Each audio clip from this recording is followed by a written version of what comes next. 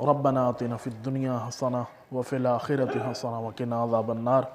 پروردگار عالم تمام مومنین کی عبادات کو اپنی بارگاہ میں قبول و منظور فرمائے، اور اللہ تعالیٰ تمام مریضوں کو صحتیابی نصیب فرمائے۔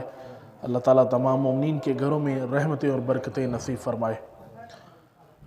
ماہ رجب المرجب کا آغاز ہو چکا ہے اور کچھ ایام گزر بھی چکے ہیں، اور یہ ماہ رجب المرجب بہترین اور فضیلت کے حساب سے اول ترین مہینہ قرار پایا ہے۔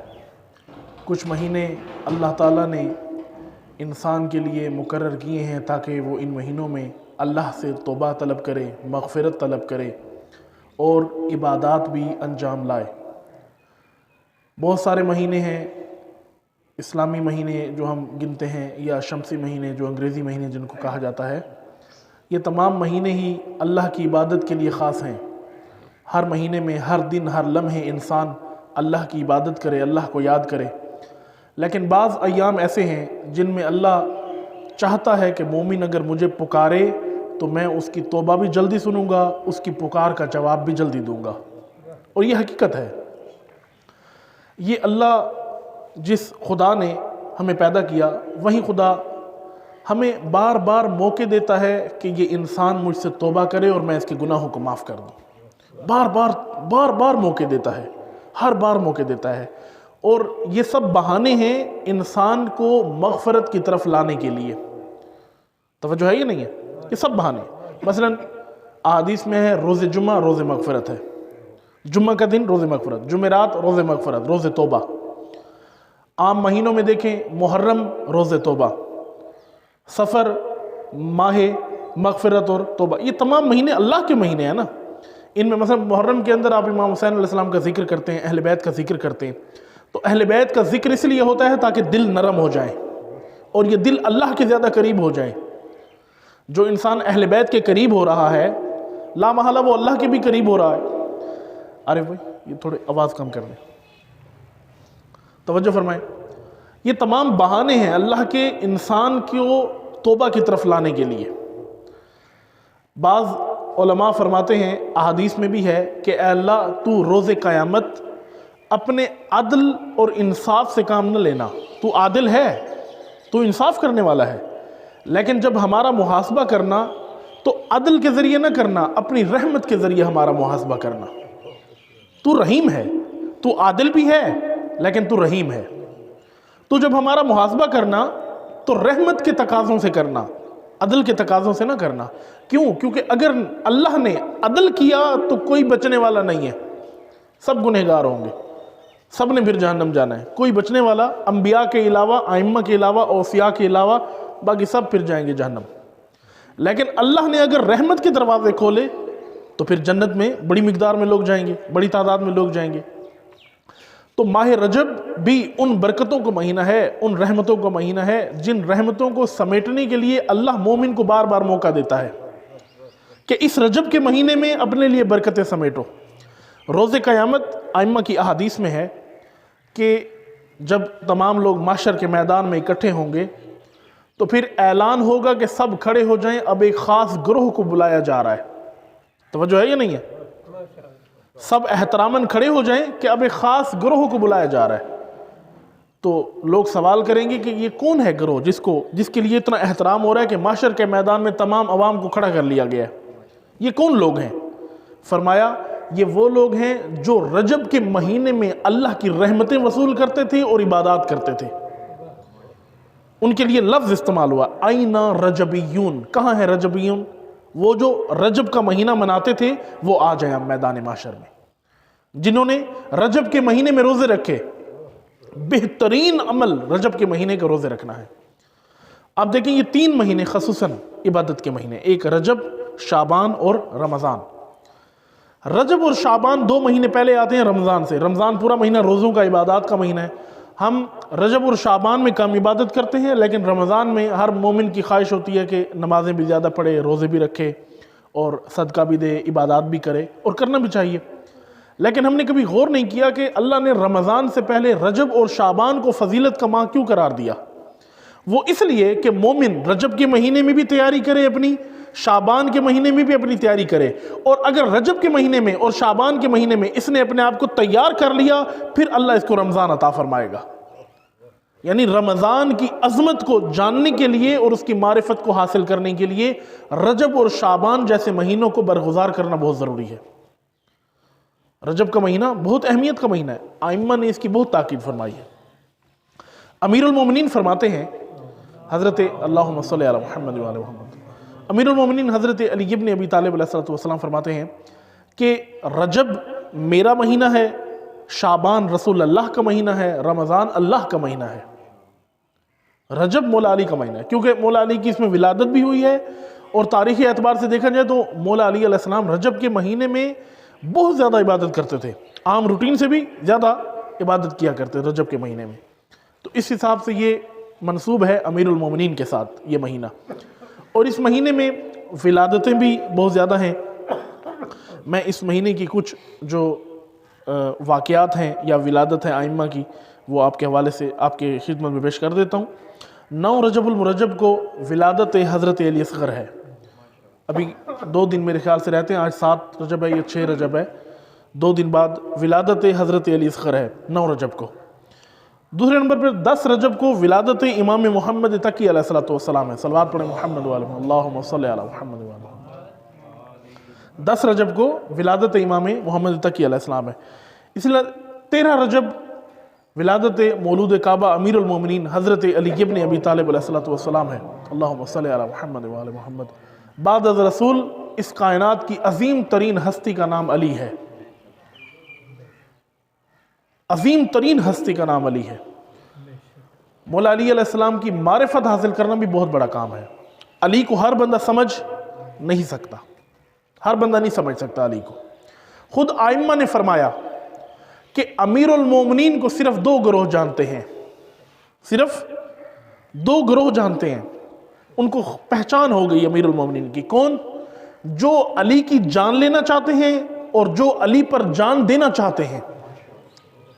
ایک وہ گروہ ہے جو علی کی جان لینا چاہتا ہے، وہ جان گیا ہے کہ علی کیا ہے۔ دوسرا وہ جو علی کے لیے اپنی جان دینا چاہتا ہے، یہ بھی جان گیا ہے کہ علی کیا ہے۔ انہی 2 گروہ ہی نے علی امیر المومنین کی معرفت حاصل کی ہے، اور کوئی جان نہیں سکا ابھی تک کہ علی کون ہے۔ یہ مہینہ امیر المومنین کا مہینہ ہے، اور امیر المومنین کی ایک بہترین صفت جس پر شہید مطہری نے ایک کتاب بھی لکھی، جاذبہ و دافعہ علی۔ جاذبہ اور دافعہ یہ 2 چیزیں ہیں، آج کوشش کروں گا یہ چیزیں آپ کو سمجھا دوں۔ جاذبہ علی کیا ہے اور دافعہ علی کیا ہے، یہ دونوں صفت امیر المومنین کے اندر موجود ہیں، اور حق بنتا ہے کہ امیر المومنین کے شیعہ میں بھی یہ دونوں صفات ہونی چاہیے۔ کیا ہے جاذبہ علی اور دافعہ علی کیا ہے؟ جاذبہ علی یہی ہے کہ انسان علی کے قریب ہوتا ہے، اور دافعہ علی کیا ہے کہ جو علی سے نفرت کرتا ہے وہ علی سے دور ہوتا ہے۔ ہر بندہ علی کے قریب بھی نہیں ہو سکتا، ہر بندہ علی سے دور بھی نہیں ہو سکتا، اور ہر انسان کو امیر المومنین قبول بھی نہیں کر سکتے۔ توجہ ہے یا نہیں ہے؟ ہر انسان کو قبول نہیں کر سکتے۔ خود آپ دیکھیں امیر المومنین کی زندگی میں کہ امیر المومنین کو ہر شخص نے قبول نہیں کیا۔ وہ جو نفرت کرتے تھے، امیر المومنین کی راہ سے دور تھے، امیر المومنین سے بغض رکھتے تھے، دشمنی کرتے تھے، علی سے دور رہے۔ شخصیت کے اندر جاذبہ تھا، یہ شخصیت بتا دیا نا۔ مثال کے طور پر امیر المومنین نے سیرت رسول اللہ پر عمل کیا، قرآن پر عمل کیا، تو جو قرآن کے مخالف تھے، رسول اللہ کے مخالف تھے، علی سے دور ہو گئے، انہوں نے علی کے خلاف جنگیں بھی لڑی۔ توجہ ہے یا نہیں ہے؟ لیکن جو رسول اللہ کی سنت کو جانتے تھے، قرآن کے مزاج سے واقف تھے، انہوں نے علی سے دوری اختیار نہیں کی، علی کی قربت حاصل کی۔ کیسے؟ جیسے حضرت ابو ذر غفاری نے قربت حاصل کی، جیسے سلمان فارسی نے قربت حاصل کی، جیسے مالک اشتر نے قربت حاصل کی، جیسے عمار یاسر نے قربت حاصل کی۔ ان کے لیے علی فرماتے تھے آئینہ آئینہ عمار، آئینہ آئینہ مالک اشتر۔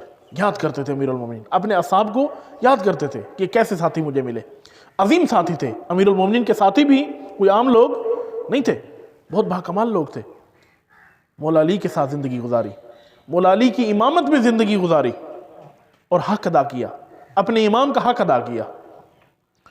ایسا حق ادا کیا کہ علی ان کی وفات کے بعد، شہادت کے بعد رو رو کر ان کو یاد کرتے تھے، رو رو کر یاد کرتے تھے۔ ایک شخص روایت کرتا ہے کہ میں نے دیکھا امیر المومنین گھر سے نکلے اور تنہائی میں قبرستان کی طرف جا رہے ہیں۔ میں پیچھے امیر المومنین کے چلا گیا، دیکھوں کہ کہاں جاتے ہیں امیر المومنین۔ دیکھا کہ امیر المومنین تنہائی کے عالم میں سب دنیا سے جدا ہو کر قبرستان جا رہے ہیں، اور قبرستان میں جا کر اپنے اصحاب کو پکار رہے ہیں، آئینہ آئینہ عمار، عمار کہاں چلے گئے ہو تم؟ علی تنہا ہو گیا آج، علی تنہا ہو گیا آج۔ پھر بعض صحابی روایت کرتے ہیں کہ امیر المومنین کنویں میں اپنا منہ اندر کر کے روتے تھے، گریا کرتے تھے کہ یہ کیسے لوگ تو نے اے پروردگار مجھے دے دیے، جن کو جنگ کے لیے بلاتا ہوں تو کہتے ہیں سردی بہت ہے، گرمی میں بلاتا ہوں تو کہتے ہیں گرمی بہت ہے۔ ایسے لوگ بھی ملے ہیں نا امیر المومنین کو۔ یہی جاذبہ اور دافع علی تھا کہ ہر بندہ علی کے قریب نہیں آ سکتا اور ہر بندہ علی سے دور بھی نہیں جا سکتا۔ جو علی کی معرفت رکھتا ہوگا علی کے قریب آئے گا، اور جو منفی لحاظ سے علی کو پہچان گیا کہ یہ سنت رسول کا وارث ہے، قرآن کا وارث ہے، یہ علی سے دور ہو جائے گا۔ جو دشمن ہے، دین کا دشمن ہے، وہ علی سے دور ہو جائے گا، وہ دشمن بنائے گا علی کو اپنا۔ پروردگار عالم ہمیں امیر المومنین کی سیرت پر عمل کرنے کی توفیق عطا فرمائے۔ ہمارے اندر بھی جاذبہ اور دافع ہونا چاہیے، ہر بندے کو دوست نہیں بنانا اور ہر بندے کو دشمن بھی نہیں بنانا۔ کیسے؟ جو اہل بیت کا دشمن ہے وہ ہمارا دشمن، جو علی کا دشمن ہے وہ ہمارا دشمن، جو اہل بیت کا ساتھی ہے وہ ہمارا ساتھی ہے، یہی معیار ہے۔ ہر کسی کو دوست نہیں بنانا، ہر کسی کو دشمن بھی نہیں بنانا۔ یہی سیرت ہے تمام ائمہ کی، اور یہی سیرت ہے امیر المومنین علیہ السلام کی۔ رجب کے مہینے میں 15 رجب کو وفات شہادت حضرت زینب سلام اللہ علیہا، اللہم صلی علی محمد و علی محمد، عظیم خاتون ہے حضرت زینب، جن کا ایک بہت بڑا کردار ہے کربلا کے میدان میں۔ امام حسین علیہ السلام جب مدینہ سے روانہ ہوئے، اپنی بہن کو بھی ساتھ تھے، حضرت زینب بھی ساتھ تھی ظاہر ہے پورے قافلے کے، اور جب مدینہ سے نکلے مکہ آئے، مکہ سے کربلا آئے۔ اس قافلے کی جو قیادت تھی وہ امام حسین کر رہے تھے، لیکن کربلا کے بعد یہ قافلہ کوفہ اور شام گیا، اور پھر کوفہ اور شام سے ہوتے ہوئے پھر مدینہ واپس گیا۔ کربلا سے آگے اس قافلے کی قیادت حضرت زینب نے کی۔ امام سجاد تھے، لیکن قافلے کی سربراہ حضرت زینب تھی۔ امام سجاد بھی اگر پوچھتے تھے پھوپھی جان یہ کام کروں، ادب سے، احتراماً، حالانکہ امام کا رتبہ بلند ہے، حضرت زینب کا بہت اعلیٰ کردار ہے، سمجھنے کی ضرورت ہے، اور آج کی خواتین کو حضرت زینب کا کردار سمجھنے کی ضرورت ہے، ان کی سیرت کو پڑھنے کی ضرورت ہے، ان پر عمل کرنے کی ضرورت ہے۔ 25 رجب اور مرجب کو شہادت امام موسیٰ کاظم علیہ السلام، اللہم صلی علی محمد و علی محمد۔ 25 رجب بھی اہم ہے، شہادت امام موسیٰ کاظم علیہ السلام ہے، اور اس کو سمجھنے کی ضرورت ہے۔ پروردگار عالم ہمیں ان تمام چیزوں پر عمل کرنے کی توفیق عطا فرمائے۔ ماہ رجب کے مختصر اعمال صرف فہرست بیان کر دیتا ہوں۔ رجب کے اعمال میں سے ایک بہترین عمل غسل ہے، رجب کی نیت سے، ماہ رجب کی نیت سے غسل کرنا۔ آپ کسی دن بھی کر سکتے ہیں رجب کے اندر، روز جمعہ کا غسل الگ ہے، روز جمعہ کا غسل جو آپ کرتے ہیں وہ الگ ہے۔ اس کے علاوہ آپ کسی بھی دن ماہ رجب کی نیت سے غسل کریں، جس کا بہت زیادہ اجر ہے۔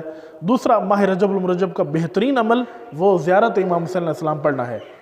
جو شخص اس مہینے میں زیارت کے لیے جا سکتا ہے وہ جا کر امام حسین علیہ السلام کی زیارت کرے، یعنی قبر مطہر پر جائے اور جا کر زیارت کرے۔ لیکن جو وہاں نہیں جا سکتا وہ اپنے گھر میں بیٹھ کر بھی وہ دعا کھولے اور زیارت امام حسین علیہ السلام پڑھے، اللہ تعالیٰ وہیں اجر اس کو عطا فرمائے گا۔ اس مہینے کا بہترین عمل روزہ رکھنا ہے۔ یکم رجب کو روزہ رکھیں، یا 15 کو روزہ رکھیں، یا رجب کے آخری تاریخ کو روزہ رکھیں، 30 یا 29 کو۔ اور اگر ان تاریخوں میں نہیں رکھ سکتا تو رجب پورا مہینہ روزوں کا ہے، اس میں آپ روزہ رکھ سکتے ہیں۔ ائمہ کی سیرت میں تھا کہ ائمہ رجب، شعبان اور رمضان تینوں مہینے مسلسل روزے رکھتے تھے، ایک دن بھی درمیان سے قضا نہیں ہوتا تھا۔ یہ تمام ائمہ کی سیرت میں تھا، رجب، شعبان اور رمضان تینوں مہینے روزہ رکھتے تھے۔ رمضان کے روزے تو واجب ہے نا، لیکن رجب اور شعبان کے روزے مستحب ہیں، پھر بھی ائمہ رکھا کرتے تھے۔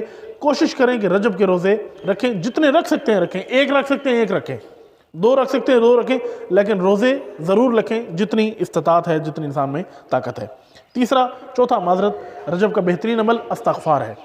اس مہینے میں زیادہ سے زیادہ استغفار کریں، رحمتوں کا مہینہ ہے، برکتوں کا مہینہ ہے، اللہ تعالیٰ سے توبہ طلب کریں۔ اور اس مہینے کا آخری عمل، بہترین عمل، وہ محمد اور آل محمد پر درود بھیجنا ہے۔ صلوات پڑھیں محمد و آل محمد، اللہم صلی علی محمد و آل محمد۔ اور کچھ نمازیں ہیں، دعائیں ہیں جو ہر نماز کے بعد پڑھنی چاہیے، انشاءاللہ اگلے خطبہ جمعہ میں آپ کی خدمت میں پیش کروں گا۔ پروردگار عالم ہماری عبادات کو قبول و منظور فرمائے۔ بسم اللہ الرحمن الرحیم، والعصر ان الانسان لفی خسر الا الذین آمنوا وعملوا الصالحات